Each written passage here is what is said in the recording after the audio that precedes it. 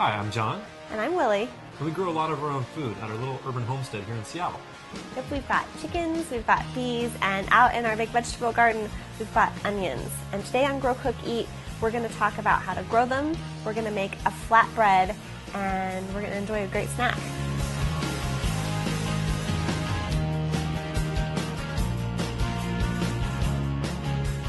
Onions are an awesome crop to grow in your own garden because they're such a staple in the kitchen. We use onions all the time at home, and when you grow your own, you have access to like a huge range of varieties that you don't normally have. I think I'm going to head outside and get started talking about onions. All right, I'll be in here. Think about onions. Okay.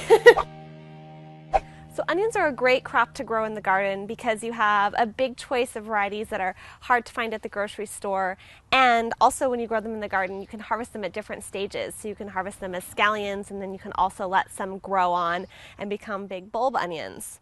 Today I'm going to show you how to plant members of the onion family, and you have a couple choices with onions. You can grow them as seedlings or you can grow them as sets. I'm going to show you a really simple way to plant onion seedlings that's quick and easy. So you want to start by taking the onion seedlings out of their pot and gently working them apart.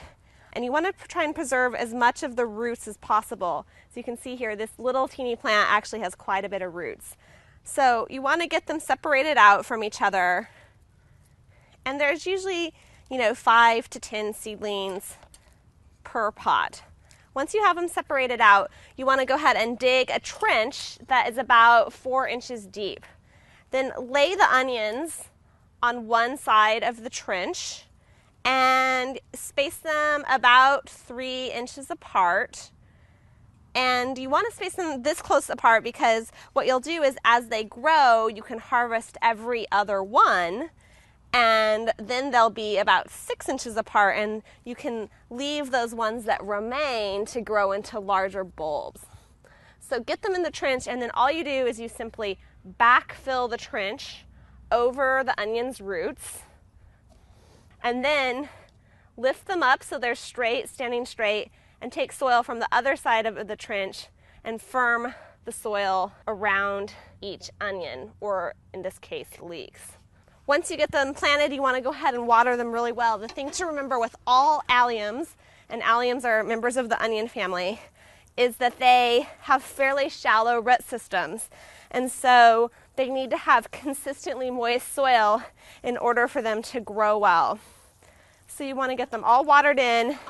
And then it's not a bad idea to mulch them with straw or grass clippings to help keep the soil cool and moist throughout the summer. So now I want to show you how to harvest onions. So onions are super easy to harvest. All you do is pull them straight up out of the ground. And if you're harvesting scallions, that's all you need to do. But if you want to harvest onions for storage, when they begin to yellow on their tops, like this one, what you want to do is fold their necks over right at the base. So I've folded all these over. You just bend them down.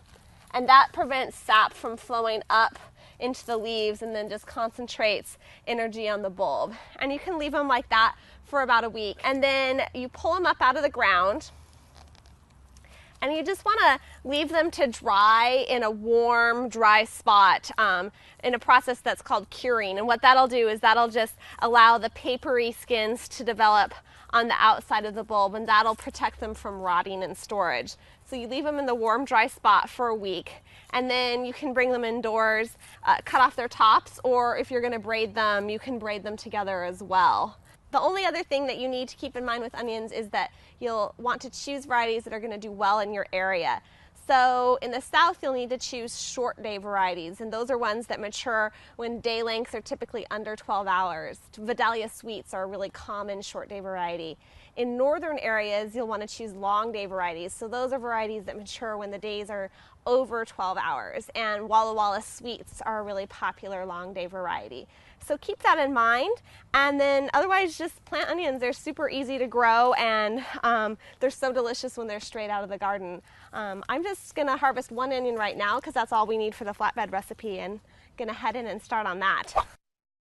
Today I'm going to show you how to make a sweet onion and olive flatbread, and it's a super easy, simple recipe that really showcases the onion flavor. So I've preheated the oven to 450, and I went ahead and washed the onion and peeled it. And the first thing we're going to do is slice the onion really thinly. I'm going to use a mandolin, which is a little tool that allows you to quickly and easily slice vegetables thinly. We're going to want some super thin onions for the flatbread, but you could also use a knife. You just want to make sure that it's really sharp. For this recipe, you'll just need half of a large onion, thinly sliced. Okay, so get the onion sliced, and then I'm going to roll out some pizza dough, and you can use homemade or store-bought pizza dough, doesn't matter. It's a nice, great recipe in that way, and that you can kind of cheat and use some homegrown ingredients and also some store-bought ingredients. So I'm going to use a half pound of pizza dough. This is a pound, so I'm just going to tear it in half.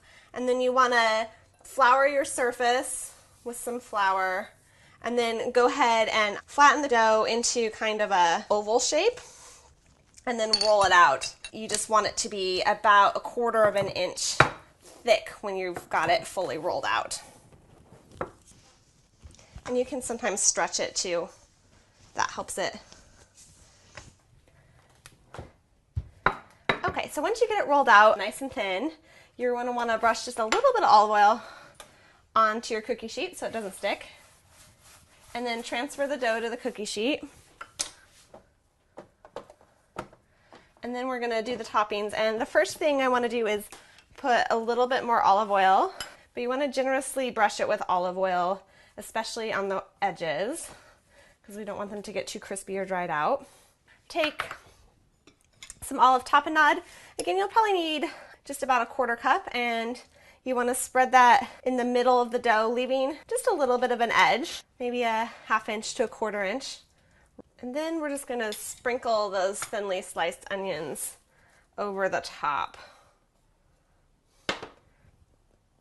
Get the onions on, and all we're going to do is slide this into the oven. Again, it's at 450, and I'm going to put it on the middle shelf, and we're going to let it bake until it bubbles up and the edges are nice and brown, which usually takes about 12 to 15 minutes. It's nice and brown around the edges, so I'm just going to pull it out of the oven. And once you get it out of the oven, you just want to brush the edges of the flatbread again with a little bit more olive oil. And then sprinkle some sea salt or kosher salt over the top, a couple pinches, and some red pepper flakes. And I'm just going to use the cutting board as our serving tray, and go ahead and take this out to John. Hey, are you ready for a snack? Definitely. But only if it has onions on it. It does. All right. Can I just pick one? Yeah. Onions aren't normally like a star player in recipes. They're sort of a contributing member. So I think this is a nice recipe because the onions are actually the main ingredient and they're not caramelized. This recipe is just so easy and fast. They're so good when they're so fresh too. You can tell they're a little bit sweeter. Yeah, definitely when they're straight from the garden. I think I didn't even cry when I was cutting them. They were just so sweet. I didn't have any tears. Well, I'm glad they. Yeah.